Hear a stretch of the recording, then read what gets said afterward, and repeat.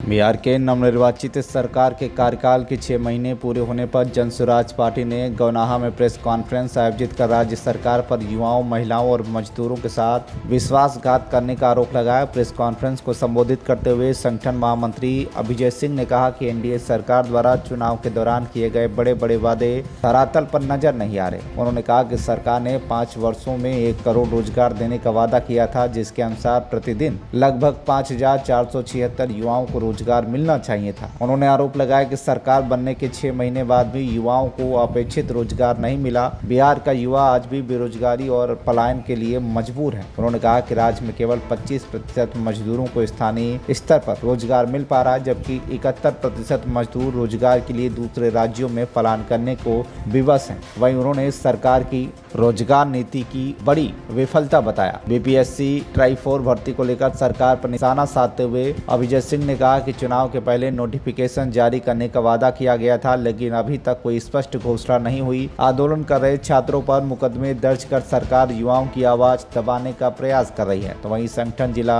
सचिव दिनेश प्रसाद यादव ने कानून व्यवस्था के मुद्दे पर सरकार को घेरते हुए कहा कि राज्य में हत्या, दुष्कर्म और आपराधिक घटनाएं लगातार बढ़ रही हैं। उन्होंने कहा कि एनसीआरबी डेटा जारी करने में हो रही देरी में भी सरकार की कार्यप्रणाली पर सवाल खड़े करती है। साथ ही उन्होंने सरकार पर परिवारवाद को बढ़ावा देने का भी आरोप लगाया। सबसे पहले हम आप सभी पत्रकार बंधुओं को अपने तरफ से और जनसुराज पार्टी की तरफ से तहे दिल से शुक्रिया अदा करते हैं कि आप लोग हैं जो ग्राउंड लेवल पर बहुत कुछ दिखा रहे हैं। आज मेन स्ट्रीम मीडिया दिखाने के लिए कुछ नहीं है, उसके पास बस सरकार की बातें बतानी है जो उसको दिखाना है। जो हमारे विपक्ष की बिहार के हालात हैं, विपक्ष बैठ रहा है लेकिन सदन में बैठ रहा है, सड़क पे कुछ नहीं है। आज जनसुराज ही है जो सड़क पे है। और जहाँ तक बात प्रशांत जी की है, जो हमारे पार्टी के सूत्रधार हैं, उन्होंने बोला था कि 6 महीने बाद हम एक प्रेस कॉन्फ्रेंस करेंगे, जो आज उसका आगाज हुआ है। तो उस पर आपकी जो भी सवाल है, सबसे पहले कि 6 महीना के अंदर में दो उप मुख्यमंत्री और एक मुख्यमंत्री चेंज हो चुके हैं, बदल चुके हैं। सारे मंत्रालय बदल चुके हैं। फिर भी अभी फिलहाल दिल्ली में बिहार के नाम पे गोली मार दिया जाता है। यहाँ भी सरकार है बीजेपी की, वहाँ भी सरकार है, लेकिन अभी तक जिस बंदे ने, जिस पुलिस वाले ने गोली मारी, उसका कोई प्रेस कॉन्फ्रेंस के बारे में अभी तक मीडिया में भी नहीं आया। तो हालात इतना बुरा हो चुका है कि मतलब बद से बदतर हालात है बिहार के। मुख्यमंत्री ऐसा है, कभी 9वीं पास है, अभी 7वीं पास है। चुनाव में ये जो चुनाव जीता गया 10,000 के नाम पे, अभी तक शहर में तो मैक्सिमम 95% महिलाओं को 10,000 रुपये नहीं मिले हैं। और दूसरी बात, अभी ट्री 4 की जो हमारे जो भी भाई बहन हैं, उनको बीच सड़क पे पीटा गया इनकी सरकार आते ही। और तीसरी बात है कि जो वृद्धा पेंशन की बात है, वृद्धा पेंशन वो हमारी पार्टी की वजह से 400 से 11,000 रुपये किया गया। वो भी अभी रुका हुआ है, किसी को मिल नहीं रहा धरातल पे। निवास जाति आवास में भी बहुत कुछ चेंज कर दिया गया है कि हम ये एफिडेविट चाहिए, दस्तावेज चाहिए। अब इतने लोग परेशान हैं, जिसके पास दस्तावेज नहीं है, वो दस्तावेज के लिए निवास बनाने के लिए लोग परेशान हो रहे हैं। आगामी दिन पे जिस तरह पहले से काम किए हैं कि हम रोजी रोटी, रोजगार और जो पलायन, उस मुद्दे पे ही हम काम करेंगे। पलायन रुकेगा तभी हमारा विकास, बिहार का विकास होगा। जब तक पलायन नहीं रुकेगा, अभी गैस का हालात इतना बुरा हालात कि 400-500 रुपये गैस मिल रहा है, जिसकी वजह से बिहार के लोग पलायन करके फिर अपने घर वापस आ रहे हैं। और वही हालात है, चुनाव के टाइम में जो वादा किया गया था, अभी जो वादा किया, दोनों में विरोधाभास है। मेरा नाम मोहम्मद मुस्तफ़ा अंसारी हुआ। मैं रामनगर नगर परिषद से महामंत्री हूँ और पहले से मैं 2022 से जुड़ा हुआ हूँ। पार्टी का संयोजक भी रहा हूँ, यूथ क्लब का मेंबर भी रहा हूँ, वाहनी में भी काम कर चुका हूँ। 6 महीना तक इंतजार में थे कि 6 महीना जीते हुए हुआ कि बीजेपी विपक्ष वाले मौजूदा सरकार जी कि जीतने के बाद में ये जो वादा अपना किए हुए थे कि 1-1 लाख रुपया महिलाओं को देने के लिए अपना वादा किए हुए थे कि हम 2-2 लाख रुपया महिलाओं को देंगे, जो अपने वादा को इन्होंने निभाया नहीं। इसके ये हम लोग कहते हैं कि अपना ये 6 महीने बाद कॉन्फ्रेंस अपना अपना परिचय दे दीजिए। मेरा नाम हुआ डॉक्टर कन्हैया ठाकुर, प्रखंड महामंत्री। बिल्कुल, हम लोग आज भी तैयार हैं।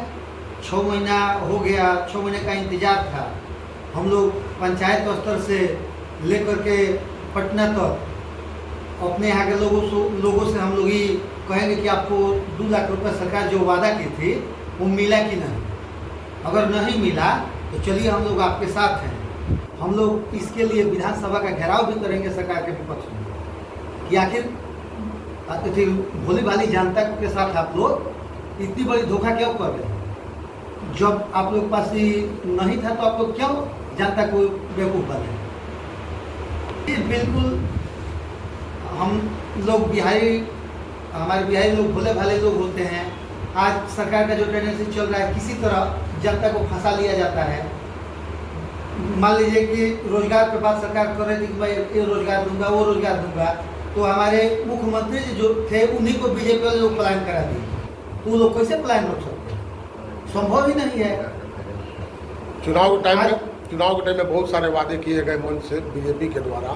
महिलाओं को 2-2 लाख रुपए देने के भी वादा किया गया था। 1 करोड़ नौकरी देने के लिए वादा किया गया था। जहां तक देखा है 6 माह बीतने के बाद भी अभी तक कहीं धरातल पर कुछ नहीं है। जी बिल्कुल नहीं। इसके लिए हम लोग तत्पर हैं। सरकार के खिलाफ हम लोग जो भी धरना प्रदर्शन करना होगा, विधानसभा का घेराव करना होगा, हम लोग करेंगे।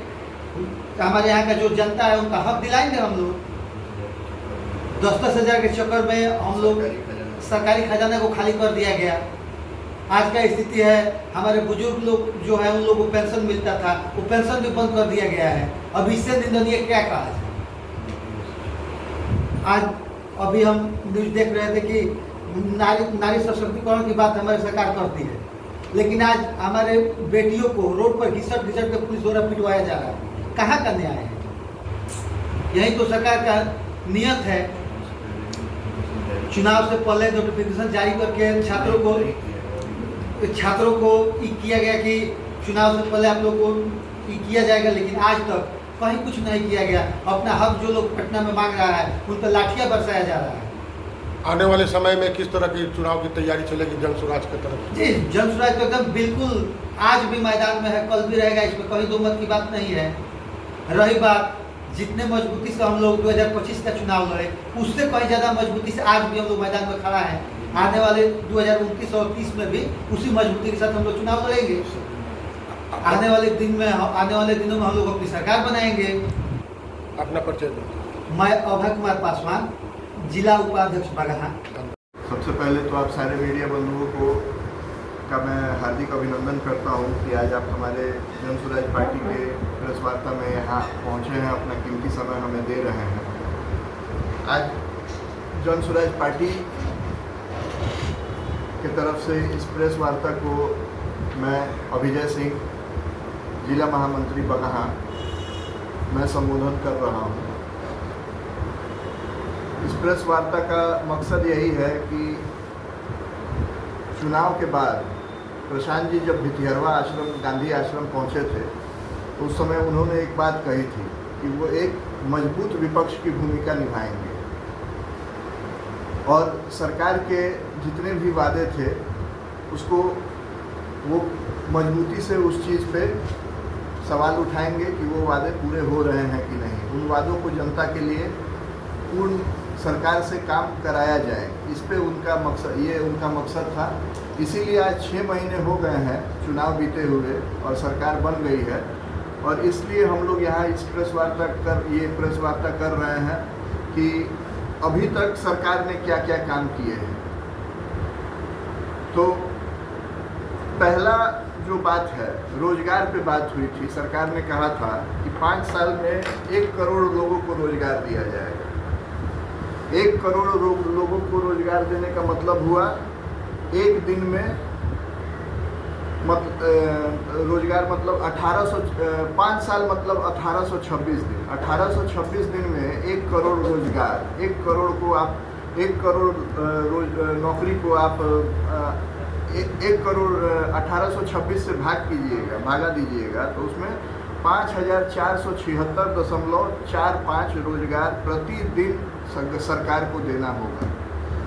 लेकिन लिहाजा 6 महीने 180 दिन बीत चुके हैं, अभी तक 9,85,680 लोगों को रोजगार मिलना चाहिए था, लेकिन अभी तक किसी को कोई रोजगार नहीं मिला है। इस पे सरकार अपनी स्पष्टीकरण दे। दूसरा पॉइंट है पलायन। राज्य में केवल 25% से वो काम, 71% मजदूर दूसरे राज्य पर निर्भर हैं। हमारे राज्य में केवल 25% ही लोग जो हैं जो बिहार में काम कर रहे हैं, बाकी 71% लोग जो हैं वो दूसरे राज्य जाके आज भी उनको काम करना पड़ रहा है। तो पलायन कहाँ मतलब ख़त्म कर पाई है हमारी सरकार, मौजूदा जो सरकार है, पलायन पे भी रोक नहीं लगा पाई है।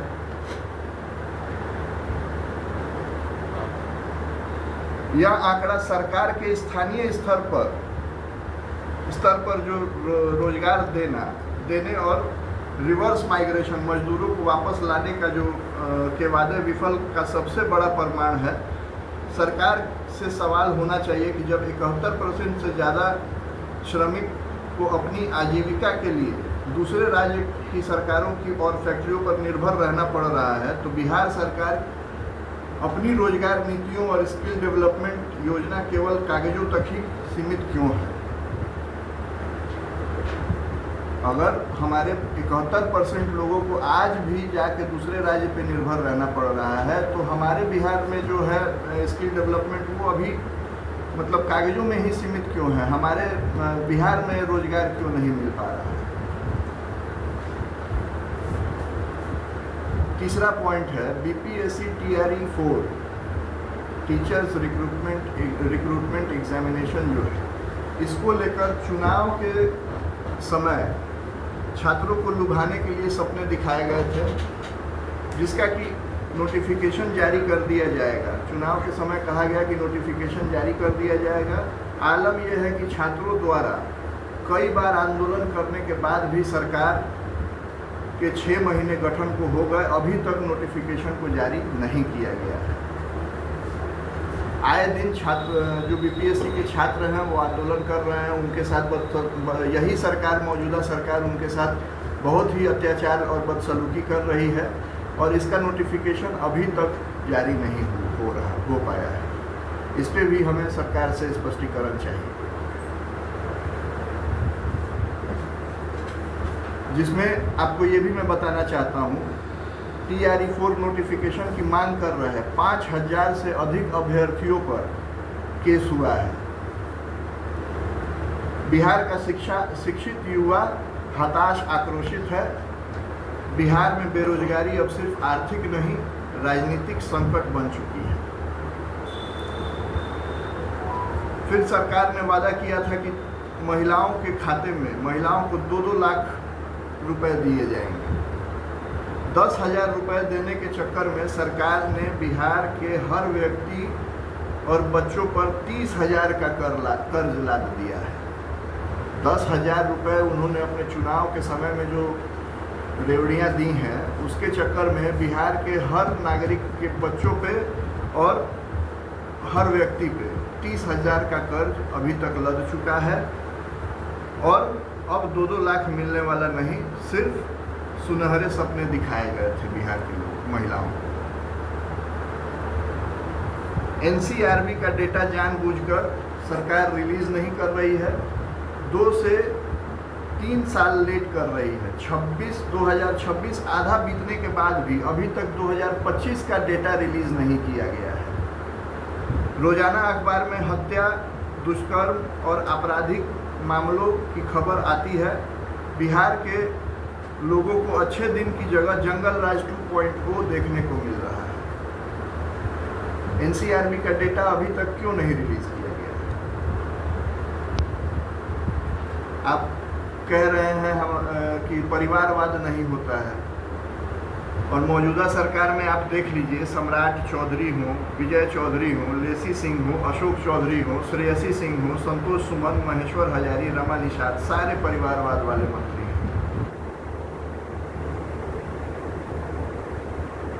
नीट रेप स्टूडेंट का जो आप लोगों को याद होगा कि नीट स्टूडेंट रेप केस मामला बहुत जोरों पे सुर्खियों में है।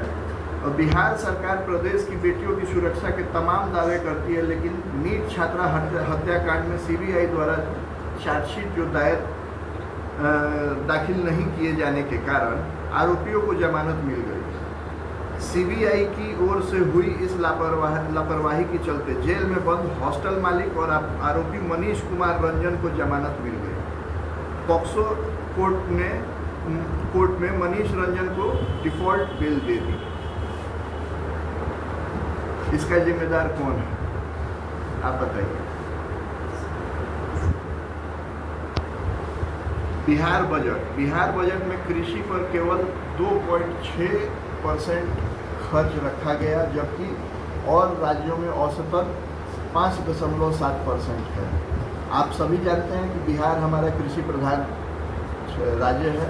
यहाँ के मूल जो किसान हैं उनको हर तरह के कठिनाइयों और संकटों से गुजरना पड़ता है, और हमारी सरकार इस पर 2.6% खर्च का रखा गया, जबकि और राज्य में 5.7% है। सड़क और पुल पर खर्च भी राष्ट्रीय औसत से कम है। बिहार विधानसभा चुनाव के दौरान देखिए, हम उस समय भी हमने कहा, हमारे प्रणेता प्रशांत जी ने कहा था कि जिस समय वो भितिहरवा गांधी आश्रम आए थे, उन्होंने कहा था कि हम एक मजबूत विपक्ष की तरह काम करेंगे। हम सरकार से हर वो वादा पूरा कराने का कोशिश करेंगे जो कि उन्होंने अपने मैनिफेस्टो में लिख के दिया हुआ है, और वही काम हम लोग आगे भी कर रहे हैं। हम लोग हर जगह मजबूत विपक्ष बन के खड़े रहेंगे, क्योंकि कम से कम हमारे पार्टी पे उन 15 लाख लोगों ने भरोसा जताया है। इसलिए हम लोग एक मजबूत विपक्ष बनने का काम कर रहे हैं, और हम लोग हर 6 महीने में सरकार को याद दिलाते रहेंगे कि उन्होंने क्या वादा किया है, और 5 साल में उनसे वो वादा पूरा कराने का काम भी किया जाएगा। अगर वो उस काम को पूरा नहीं करते हैं, इसका पुरजोर विरोध हम बिहार विधानसभा, देखिए, वो तो सभी को मालूम था कि नीतीश जी मुख्यमंत्री नहीं रहने वाले हैं। उन्होंने तो, प्रशांत जी ने पहले ही कह दिया था कि मुख्यमंत्री नीतीश कुमार नहीं रहेंगे। उनको एक डमी की तरह यूज़ किया जा रहा था, और आज आप देख रहे हैं कोई ऐसा नेता नहीं होगा जो मुख्यमंत्री पद छोड़ के और राज्यसभा में जाए। और आप खुद देख लीजिए, बिहार की जनता खुद समझदार है कि कौन कितना काम कर रहा है, क्या कर रहा है। हमारी पार्टी की आगामी जो रणनीति है, इस पर मैं आप लोगों को थोड़ा प्रकाश डालना चाहता हूँ। 20 मई 2026 से यात्रा बिहार नवनिर्माण अभियान जो है का नया चरण शुरू होगा। इसके तहत जन स्वराज के सूत्रधार प्रशांत किशोर बिहटा में IIT के पास बिहार नवनिर्माण आश्रम में लोगों के बीच रहकर काम करेंगे, जिसका निर्माण कार्य शुरू हो चुका है, और वहीं से इस यात्रा का शुभारंभ होगा। नवनिर्माण आश्रम में लोगों के बीच रहकर प्रशांत किशोर जी आश्रम में रहकर अभियान को बिहार भर में जारी रखेंगे। वहीं समय समय पर जिलों का दौरा कर संगठन को मजबूत करेंगे। यह बिहार की जनता के प्रति लंबे समय तक सेवा और समर्पण का प्रतीक है। और प्रशांत किशोर जी उस आश्रम में जितने भी नवयुवक हैं जो राजनीति में आना चाहते हैं, जो राजनीति सीखना चाहते हैं, उनको फ्री ऑफ कॉस्ट वहाँ पे ट्रेनिंग दिया जाएगा, सोशल मीडिया हैंडल करना सिखाया जाएगा, और आगे की रणनीति हम लोग वहाँ से शुरू कर। बीते दिनों देखिए, प्रशांत किशोर को ऐसे ही राजनीति का चाणक्य हम लोग नहीं मानते हैं, और उन्हें पता, वो जानते हैं वहाँ की जो आंकड़ा उन्होंने वहाँ में दिलाया।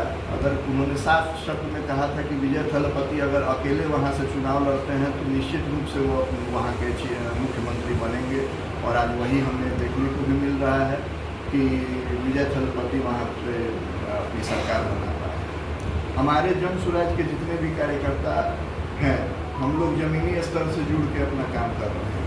हम लोग आज भी उसी प्रयास में है, क्योंकि हमें बिहार बदलाव की तरफ लेके जाना है। बिहार बदलने का संकल्प हम लोग पहले से ही, इसके चुनाव से पहले से हम लोग बिहार बदलने का संकल्प लिए हुए हैं, और आशा करते हैं कि बिहार की जनता जन स्वराज पार्टी प्रशांत किशोर और हमारे मेहनत को समझेगी और एक न एक दिन ये दिन जरूर आएगा जिस दिन हम अपनी सरकार और बिहार की दशा और दिशा बदलने में हमारी सरकार बनेगी और उसका हम भागीदार जरूर। अपना मेरा नाम अभिजय सिंह है, मैं बगहा जिला का महामंत्री हूँ। बेतिया बिहार से मंटू गुप्ता की रिपोर्ट, TV1 इंडिया न्यूज।